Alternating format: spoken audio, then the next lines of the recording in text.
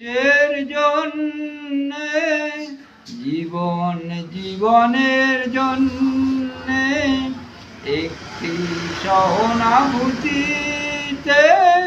মানুষ তো পেতে পারে না ও বন্ধু। মানুষের জন্যে মানুষ যদি সে না হয় মানুষ, দানব কখনো হয় না মানুষ। সেই পুরনো ইতিহাস খুঁজে পেলে লজ্জা কি তুমি পাবে না ও বন্ধু। মানুষের জন্যে জীবনের জন্যে একটি সহানুভূতিতে মানুষ তো পেতে পারে না।